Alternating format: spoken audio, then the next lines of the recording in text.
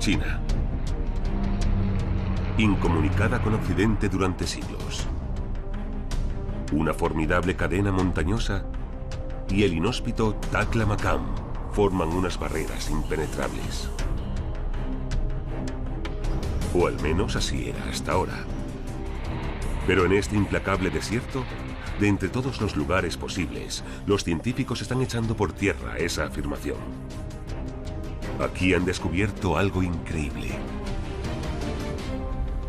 Unas momias de la Edad de Bronce, con 4000 años de antigüedad, extraordinariamente bien conservadas. No parecen ser chinas. Hemos encontrado momias con pelo castaño, incluso rubio. ¿De dónde han salido estas misteriosas personas?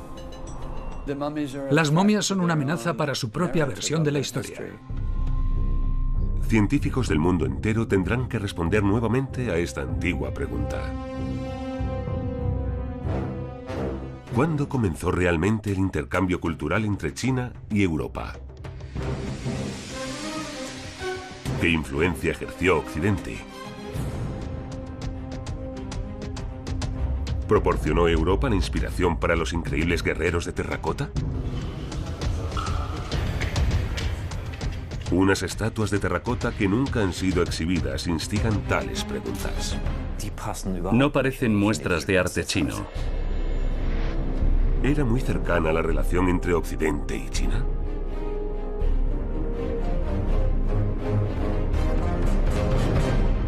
Tesoros perdidos de la ruta de la seda. Una carretera secundaria de la provincia de Jiangsu en el sudeste de China. En esta aislada parte del país, la policía no tiene mucho trabajo. Pero una noche de enero de 2009, todo cambió para estos dos agentes.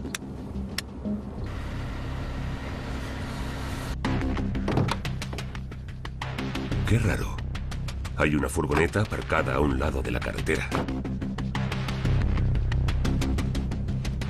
¿Un accidente, tal vez? Recordarán este macabro hallazgo durante bastante tiempo.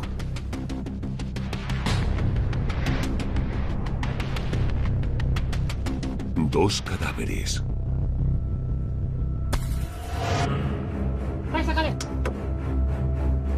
¿Fueron víctimas de un crimen?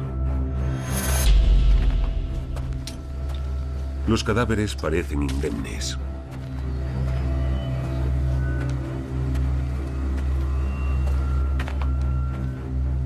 Aún así, están visiblemente recubiertos de tierra. Esta es la primera pista para los agentes.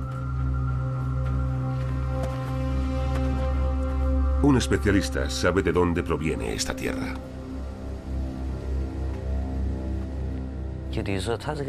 No era tierra normal. Este tipo de tierra solo se encuentra en una zona muy especial. Un lugar apartado, a unos pocos kilómetros de donde se encontraron los cadáveres. Una antigua cantera.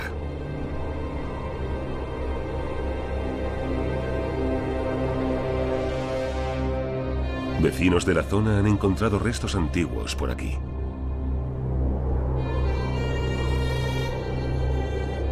La gente hace sus propias interpretaciones.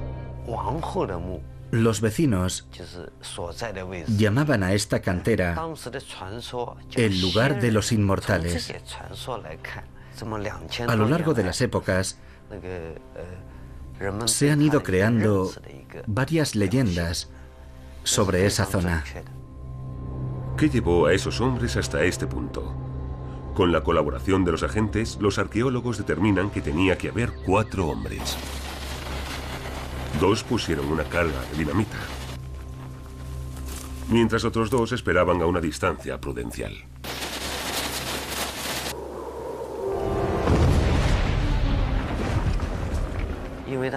La explosión hizo que se hundiera el suelo y la masa de tierra que se desplomó sepultó a los 2 hombres. Así que se asfixiaron. Por eso parecen estar ilesos. Lo único que pudieron hacer los supervivientes fue recuperar los cadáveres. Al huir, dejaron a sus camaradas muertos en la furgoneta. Ya habían corrido un gran riesgo. El accidente se produjo porque la cantera era muy inestable. Los arqueólogos están investigando el lugar del accidente. En túneles como este, los hombres encendieron su dinamita mortal. Los investigadores encuentran sus huellas. También deben ser extremadamente cautos. Tal vez este terreno ya haya sido excavado. Estas grabaciones originales nunca se han visto en Occidente. Los investigadores descubren lo que esperaban encontrar esos hombres: un complejo subterráneo. Una serie de objetos salen rápidamente a la superficie. Artefactos funerarios de más de 2000 años de antigüedad. Cada pieza recuperada es más grande y más magnífica que la anterior. Piezas fantásticas de una época ya pasada. Por ejemplo, 12 inmensas campanas de bronce. Los investigadores logran identificar al dueño de la tumba. Gracias a un grabado que pudimos descifrar, ahora sabemos que se trata de la tumba del rey Liu Fei. El rey Liu Fei murió en el año 127 a.C. El emperador chino Wu Di era su hermano. Esto lo convierte en parte del mito de la fundación de China. El emperador Wu Di pertenece a la dinastía Han, una de las primeras dinastías del país. Su reinado se considera una época dorada para China. Esta era se caracteriza por los avances tecnológicos y las nuevas técnicas culturales. Fueron las que sentaron las bases del avance chino. Se dice que el Reino del Medio se desarrolló con absoluta independencia. La magnífica tumba con los objetos encontrados en su interior corroboran esa afirmación. Nuestro desarrollo a lo largo de la historia fue totalmente independiente. La tumba de Liu Fei es excepcional. Proporciona pruebas que corroboran la versión china de la historia.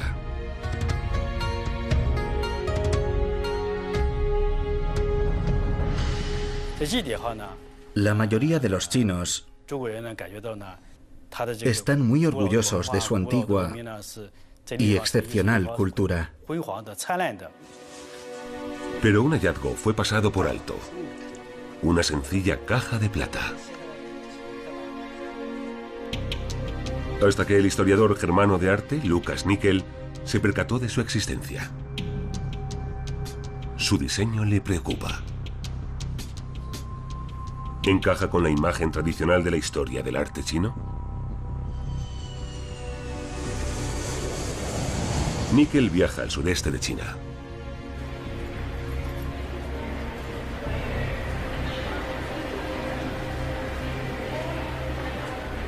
Estoy muy emocionado. Se trata de material nuevo recientemente descubierto. Quiero echarle un vistazo personalmente. Unos caminos sin asfaltar conducen a los hallazgos.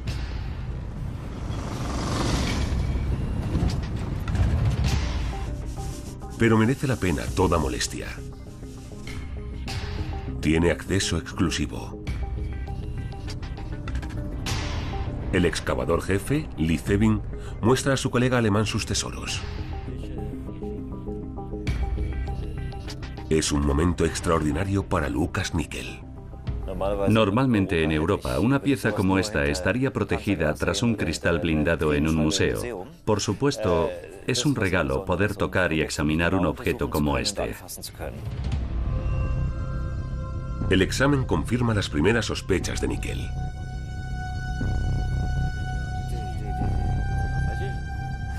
Es un diseño totalmente desconocido en el arte chino. Está elaborado de una forma totalmente distinta. Este diseño es de origen persa. Se ha usado en el periodo helenístico desde el año 300 a.C., desde Grecia hasta Asia Central. ¿Cuál es el secreto de este objeto del extremo oriente de China? Se remonta a una época en la que supuestamente no se había producido ningún tipo de contacto con Occidente. Utilizando un escáner de materiales, los investigadores quieren averiguar la respuesta a esta pregunta. Con la ayuda de este dispositivo se puede analizar el origen del metal. El resultado resulta sorprendente. Aunque el diseño es de origen occidental, la plata maciza no. La plata apunta hacia el sudeste de China. Y además, la caja fue moldeada y no, tal y como era habitual en Occidente, forjada. Se deduce que una persona china intentó recrear algo extranjero, de aspecto exótico, de un país distante. Es algo totalmente inaudito hasta la fecha. Un hallazgo con extensas consecuencias. Obviamente los chinos entraron en contacto con Occidente mucho antes de lo que se había asumido hasta ahora. Esta pieza, con decoraciones en relieve, demuestra que China tuvo relaciones con países occidentales. Eso es lo que convierte este hallazgo arqueológico en algo tan significativo. Hasta este momento se asumía que China había estado completamente aislada hasta finales del siglo II a.C. Unas barreras naturales como la cordillera del Himalaya y el desierto de Taklamakan habían apartado al país de la influencia de Occidente. Esta caja de plata del siglo III, del sudeste de China, cambia por completo este punto de vista.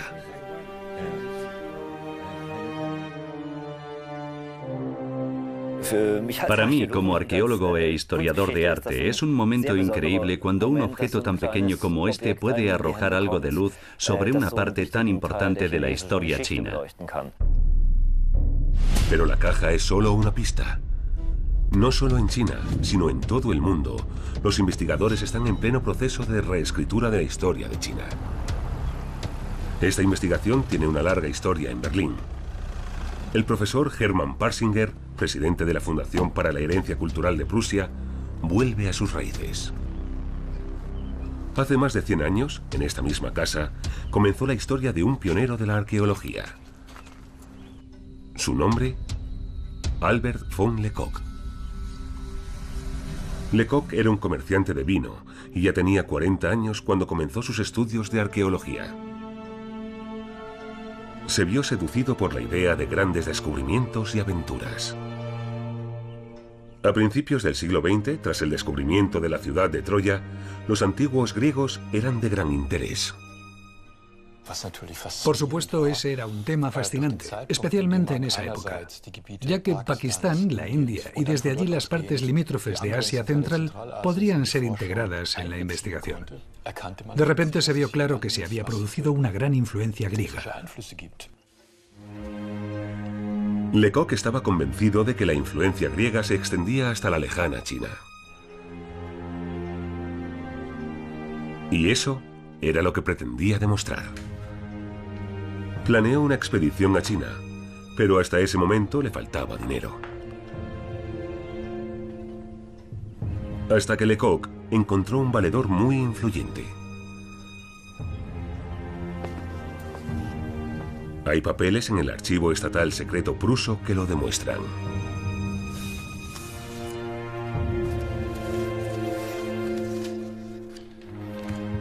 Con la ayuda de una carta, Parsinger pudo identificar al misterioso financiero.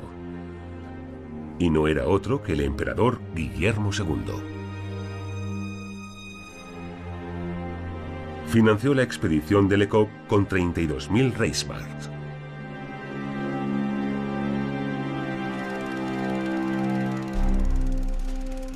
Guillermo, un gran admirador de la arqueología, quería ver la grandeza de Alemania reflejada en los tesoros artísticos que unos arqueólogos podrían traer de lejanas tierras.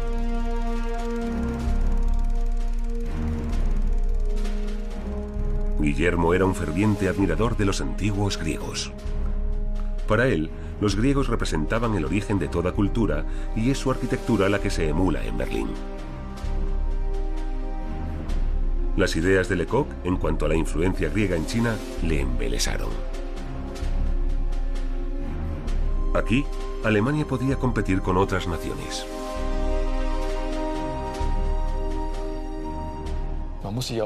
Tenemos que imaginarnos el contexto político e histórico. Por supuesto, hubo una carrera entre las grandes potencias europeas. Los alemanes creían que había, como en la política colonial, que ponerse al día. Esto llevó a un auténtico auge de la exploración en Asia Central. ¿El destino de estas expediciones europeas? El desierto de Taklamakan, en la actual China. Es el segundo desierto de arena más grande del mundo y separa al gigantesco imperio de Occidente. Por estos seriales pasaba la ruta comercial más famosa del mundo, la Ruta de la Seda.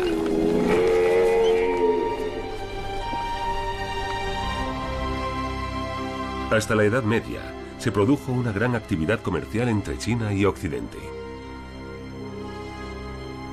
Desde la antigua capital, Xi'an, esta conexión se extendía hasta el Mediterráneo. Los investigadores tienen suerte de que la ruta atravesara el desierto. El seco clima ha conservado a la perfección muchísimas pruebas.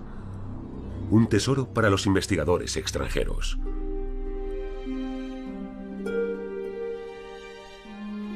Lecoq llegó al Taklamakan en noviembre de 1904.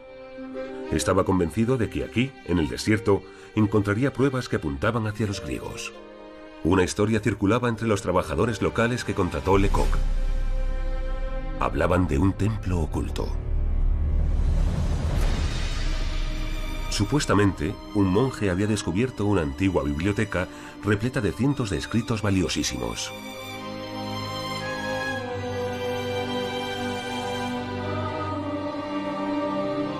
Lecoq quería ir inmediatamente.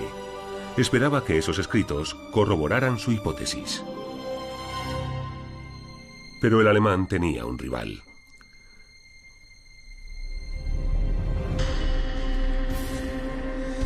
El británico por decisión propia, Orell Stein, había partido en nombre de los ingleses. También había oído hablar de la legendaria biblioteca.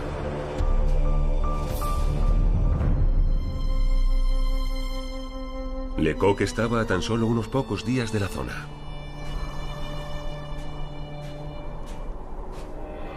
Pero en el último momento, su superior solicitó su presencia al otro extremo del desierto. Una moneda decidiría si obedecía la orden o no. La moneda decidió obedecer. Por lo tanto, Lecoq se negó la preciosa oportunidad. De ese modo, fue Orell Stein quien llegó a la biblioteca. Atravesando cientos de kilómetros de desierto. Un arduo viaje. Todo el equipo tuvo que realizar un esfuerzo increíble. Pero mereció la pena. Después de semanas de ruta por el desierto, por fin llegan a su objetivo, el templo de Dunhuang. Un único monje custodiaba el desértico complejo.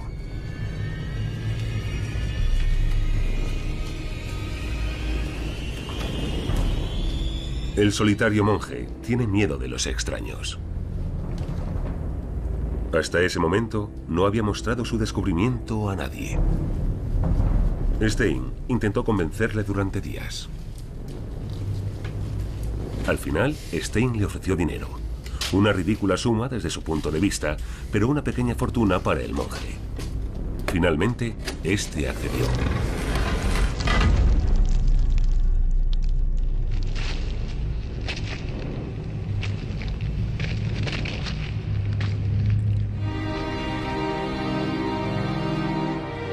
Y los rumores eran ciertos. Realmente había una biblioteca.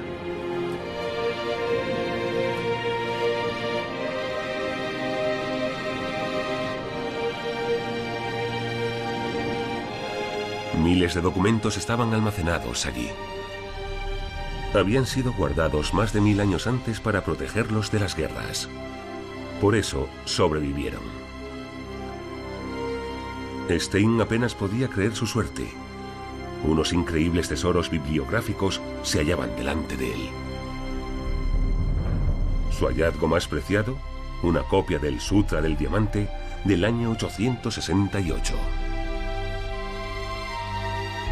A principios del siglo XX se consideraba el libro impreso más antiguo del mundo. Es una xilografía. En Europa, esta técnica llegó 400 años después. El Sutra es un ejemplo de las desarrolladas técnicas culturales de China. Hoy en día, los especialistas todavía están especulando si la xilografía puede haber pasado de aquí a Europa. El descubrimiento de Stein hizo historia. Si la xilografía se originó en China, tuvo que haber algún intercambio cultural entre China y Occidente. Lecoq esperaba resultados totalmente distintos. Se había encontrado con un inmenso monasterio budista cerca de Bezeklik. Entre los siglos V y IX, Bezeklik era una confluencia importantísima en la ruta de la seda. El complejo aportaba pruebas del intercambio de bienes y conocimiento entre Oriente y Occidente. Lecoq estaba convencido de estar en una sala llena de tesoros. Y tomó una decisión que incluso hoy en día sigue siendo controvertida. Hizo que quitaran las pinturas de las paredes.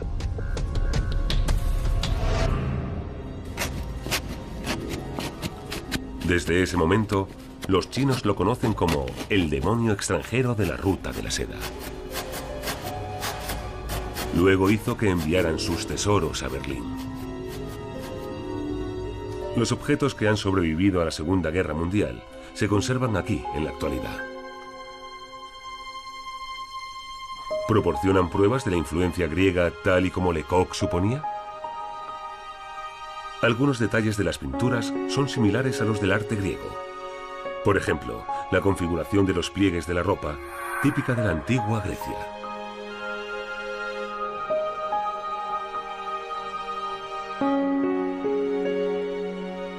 Muchos rostros no parecen chinos. ¿Coincidencia?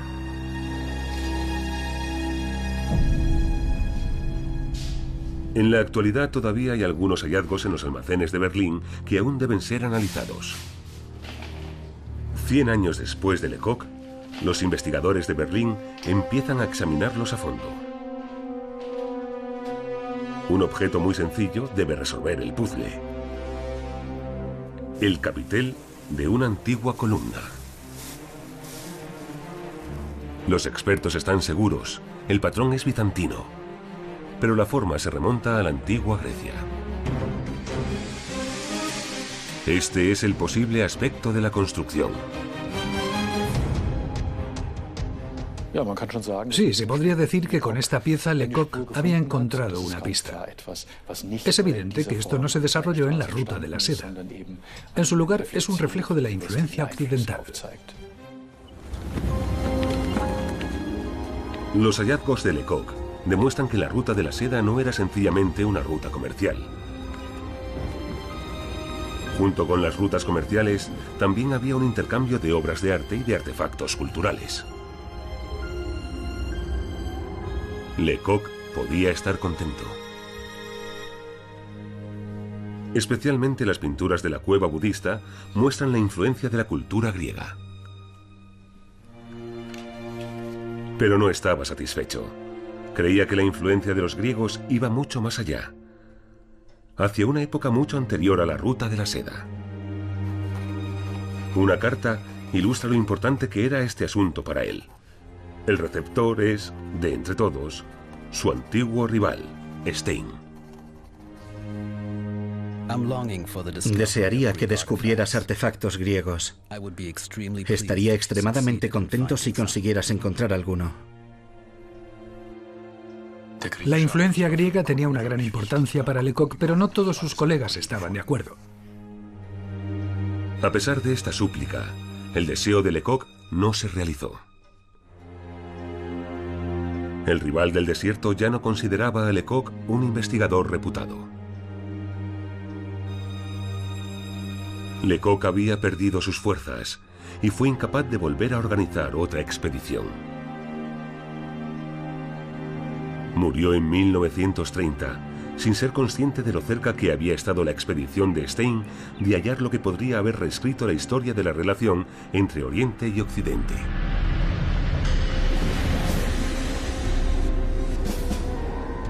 Orell Stein se lo encontró por casualidad.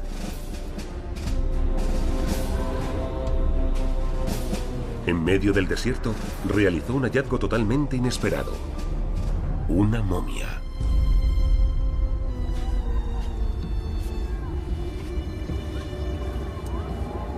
Tan perfectamente conservada que Stein apenas podía creerlo. Calculó que tendría unos 2000 años de antigüedad.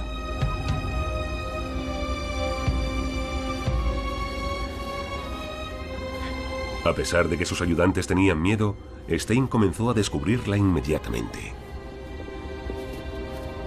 La mayor sorpresa fue el rostro de la momia. Parecía familiar, casi europea.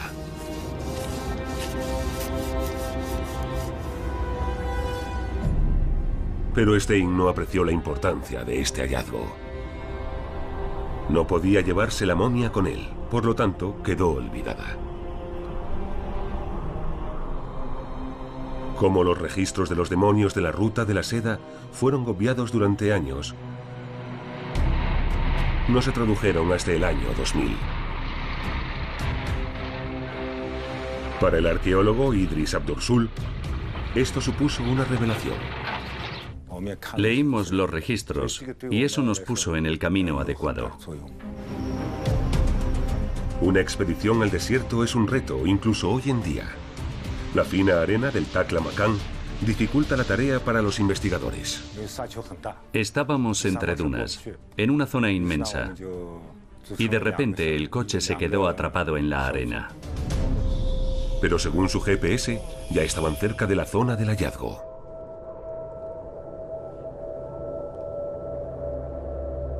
Y de repente, Idris se percató de algo en la distancia. Una formación increíble. ¿Podría ser el lugar del hallazgo que andaban buscando? El equipo decidió continuar a pie con poco equipaje. Pero el desierto les jugó una mala pasada. El lugar del hallazgo no estaba tan cerca como pensaban. Incluso después de varias horas, seguían sin verlo. Caminamos todo el día y comenzamos a sentir que estábamos forzando nuestros límites. No había rastro de la zona. No se veía más que arena por todas partes. Los investigadores no estaban preparados para la noche que se les echaba encima en el desierto. Tuvimos que pasar la noche a cielo abierto, a menos 30 grados. Fue muy duro. A la mañana siguiente el desierto estaba congelado. Sacando sus últimas fuerzas, los hombres continuaron. Pero de repente, de la nada, el lugar que descubrió Stein se encontraba delante de ellos.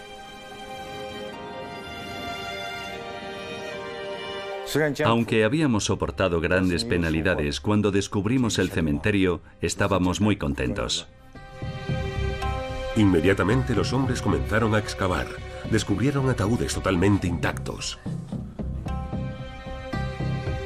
Con cuidado, extrajeron las antiguas coberturas de cuero. A pesar de su apariencia intacta, los investigadores eran escépticos.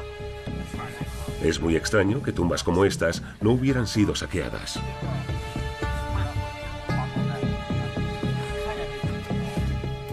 Cuando llegamos a los ataúdes, estaba sobrecogido y realmente emocionado. El suspense se apoderó de todo el equipo. Entonces, llegó el momento.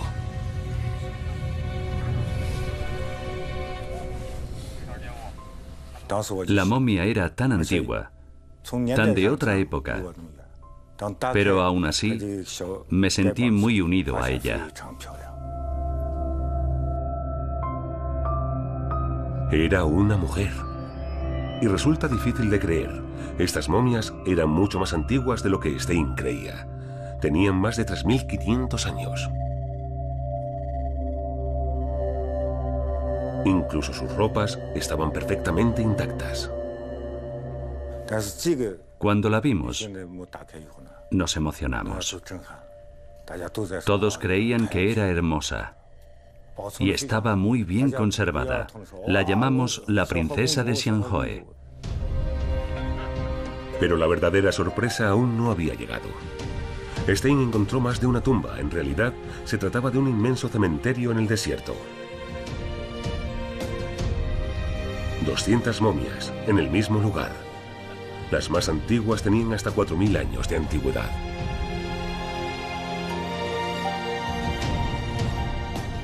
La excavación tiene una importancia especial para la investigación.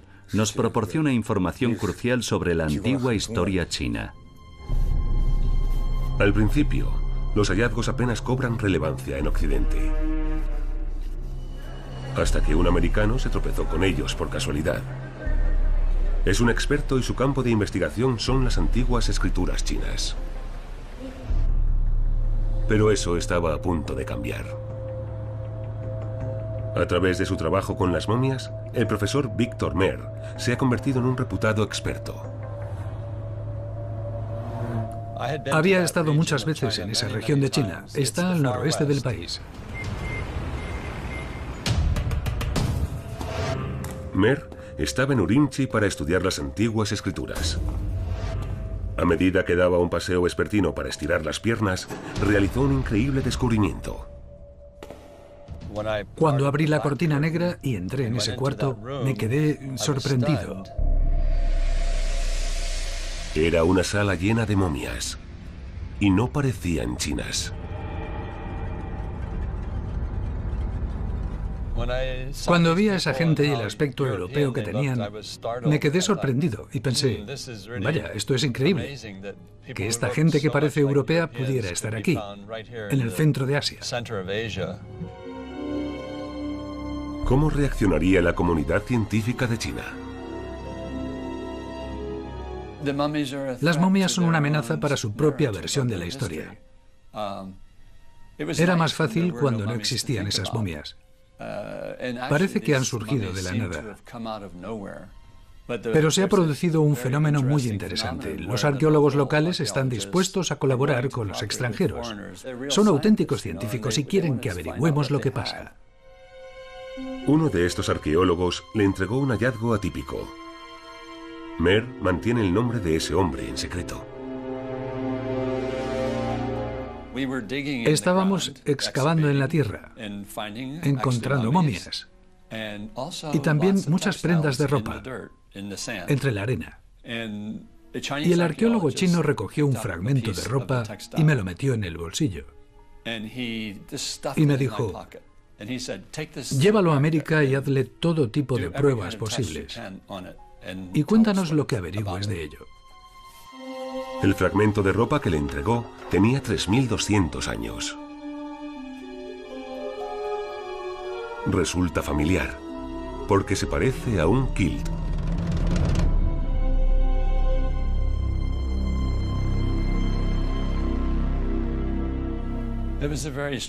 Fue un sentimiento extraño encontrar algo tan familiar en un lugar tan remoto. Fue una sensación increíble. Resulta difícil describir lo que es encontrar algo de 3.200 años de antigüedad y de lo que aún puedes encontrar, ejemplos en la Europa moderna. Los inventores de este tartán son los celtas. Llevan siglos utilizándolo. Este hallazgo de 3.000 años de Austria lo demuestra. Los fragmentos encontrados en lugares tan dispares no solo son parecidos, sino que han sido tejidos con la misma técnica. Esto no es algo que se ha inventado dos veces de forma independiente. No lo creo. Porque es algo tan técnicamente difícil y especial que probablemente no pudo crearse de forma independiente en dos lugares distintos. Este trozo de ropa no es la única pista que apunta a la presencia de pueblos europeos en el Taklamakan. Albert von Lecoq realizó un descubrimiento que apunta hacia la misma dirección. Hay imágenes de hombres pelirrojos y sus rostros parecen europeos, no chinos, como cabría esperar, teniendo en cuenta el lugar donde fueron encontrados. Y las espadas en sus manos son extremadamente parecidas a las espadas bastardas celtas.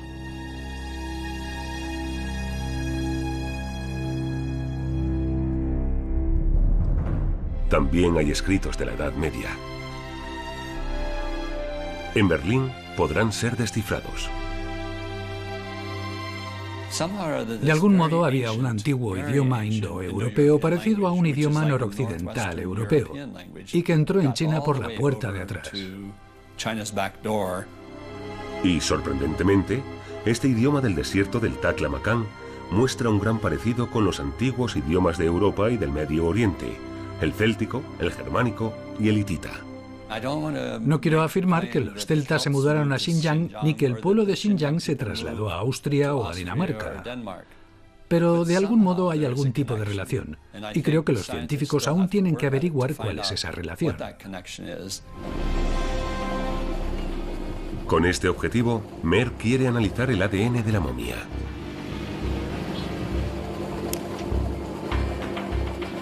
Ha sido un largo y arduo viaje, pero por fin aquí estoy.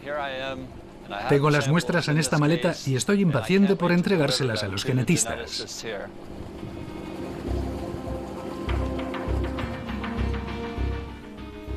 Un análisis como este puede aclarar cuánta gente emigró en la historia.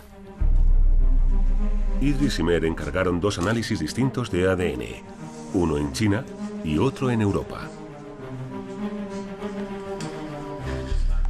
La esperanza de Mer se basa en unas muestras de pelo.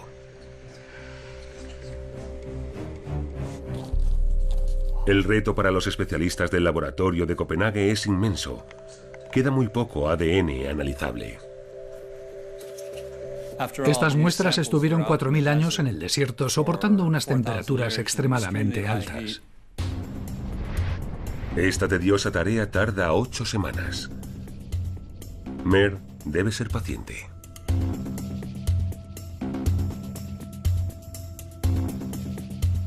Creo que conseguiremos algo, pero aún no sé qué. Estoy esperando. Me siento como un hombre que va a ser padre. Por fin llega el momento. Intentamos extraerlo.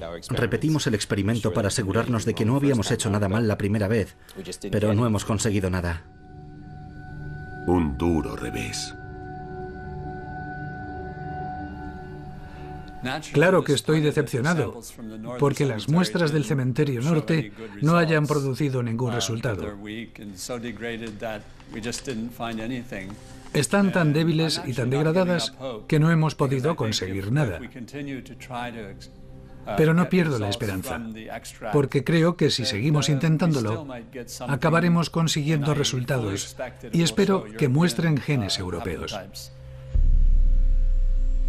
Mer ahora basa sus esperanzas en el equipo de China. También están tomando muestras. Para ello, operan a las momias. Al principio no encuentran nada. Tienen que realizar más análisis sobre las momias.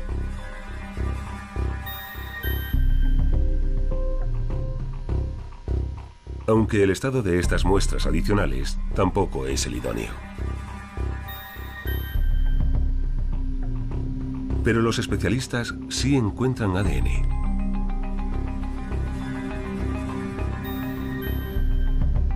Al final, el equipo chino sí obtiene resultados. Las momias de las zonas más antiguas de la excavación llevan genes europeos. Esto demuestra la hipótesis de Víctor Mer sobre el origen de las momias del Taklamakan. Está claro. Tienen ancestros con raíces indoeuropeas.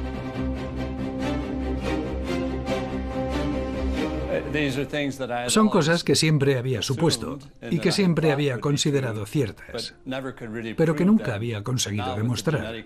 Ahora, con los resultados genéticos, tenemos pruebas científicas. Por lo tanto, sienta muy bien y estoy muy satisfecho. El ADN es un remanente de los pueblos que migraron de la región del Mar Negro, también a Europa, entre hace 6.000 y 4.000 años. Las momias del Taklamakan han abierto una nueva perspectiva sobre la historia de esta migración. Hace 4.000 años hubo encuentros entre pueblos de Oriente y Occidente. Gente de la región del Mar Negro tomó el mismo camino que tomarían más tarde los mercaderes de la Ruta de la Seda.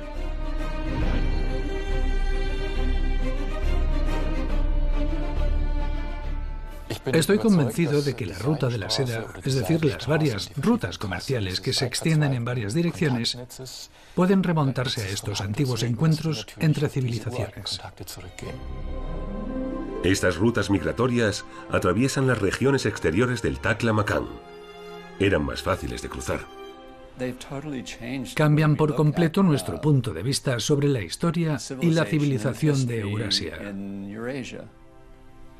Por eso son extremadamente importantes. Nos ayudan a entender lo que pasó en realidad, no lo que la gente supuso que había pasado durante la Edad de Bronce.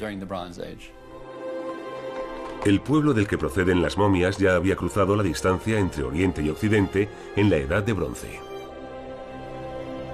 Se puede demostrar que estaban comerciando con los pueblos chinos.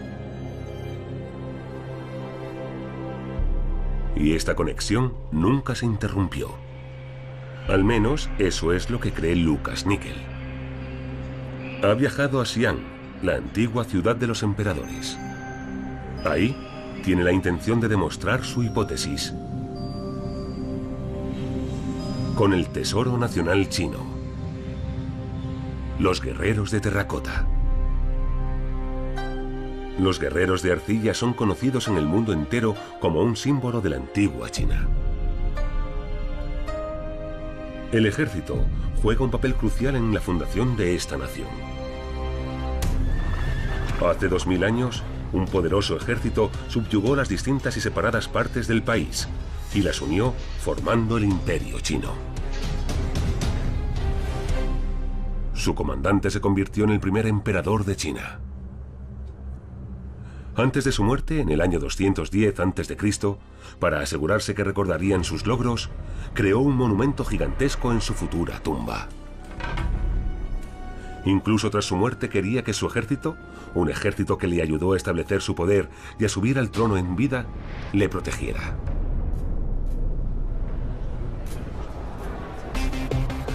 Pero los guerreros levantan las sospechas de Lucas Nickel. Este cree que no pueden ser tan chinos como se había asumido previamente. Junto con su colega chino, Zhen Yen, puede examinarlos de cerca. Es importante que Nickel esté acompañado por este reputado historiador, porque sus ideas son provocativas.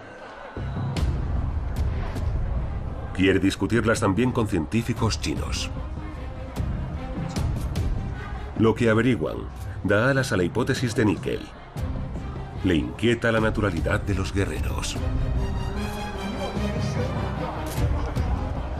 No encajan con el arte chino de esa época.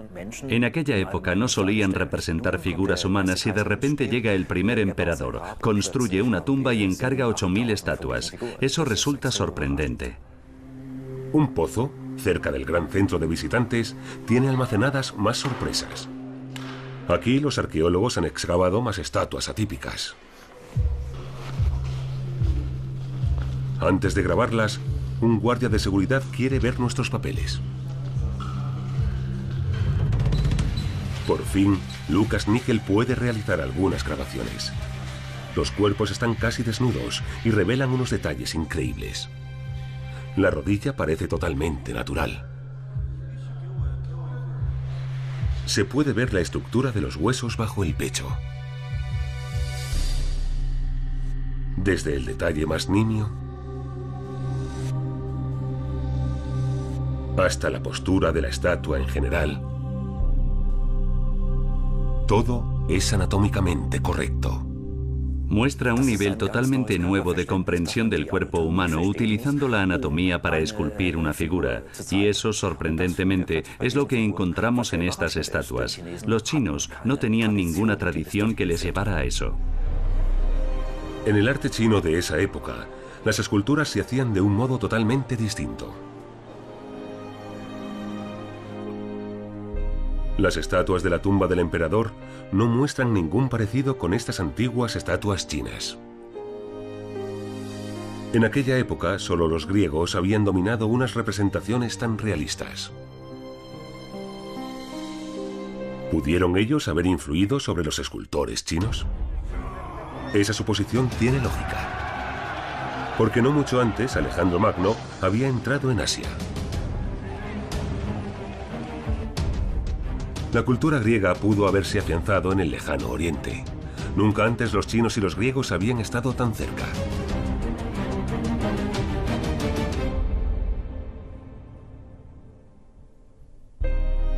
Lucas Nickel cree que el parecido entre los guerreros chinos y las estatuas griegas no es ninguna coincidencia. Los artesanos chinos han debido de tomarlas como inspiración. El hecho de que los chinos utilizaran esta técnica significaba que habían decidido aceptar y adoptar esta parte de la cultura griega. ¿Son los guerreros de terracota el trabajo de unos copiones? ¿Puro plagio? Lucas Nickel considera que el logro de los chinos no puede verse mancillado por este descubrimiento. Adoptaron esta técnica cultural, pero la convirtieron en algo propio. Y lo hicieron a una escala desconocida anteriormente en Occidente. Nadie en Grecia habría podido fabricar 8.000 estatuas. El ejército de terracota es una obra maestra china y es realmente excepcional en la historia. Aunque no es la única. Durante esa época, China produjo muchos avances técnicos. Aleaciones de cromo y otros materiales nuevos proporcionaron fuerza al ejército chino. La fabricación de papel se inventó en China. La muralla más grande del mundo da forma a nuestra imagen actual de China. Por lo tanto, ambas afirmaciones son ciertas. Por un lado, hay un montón de energía creativa en la cultura china. Por otro lado, China estuvo en contacto con Occidente de forma constante.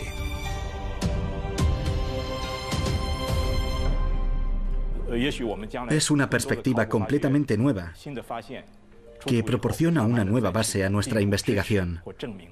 Habrá más excavaciones y es posible que corroboren esta nueva perspectiva. Una perspectiva de un intercambio cultural que habría sido impensable hace tan solo un par de años. La colaboración de investigadores chinos y occidentales hace que esto sea posible. Porque la gran cantidad de antiguos y nuevos descubrimientos presentan una nueva imagen de la relación entre Oriente y Occidente. Ya sea sobre los indoeuropeos en el Taklamakan, o sobre objetos de plata con decoración occidental,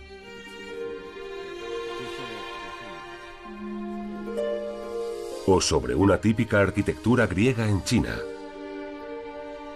Todo tiene una cosa en común.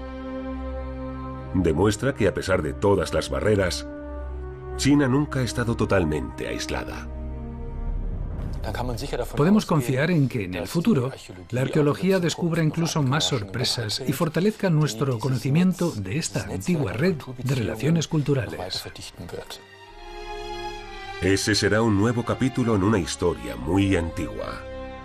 La historia de la relación cultural entre Oriente y Occidente.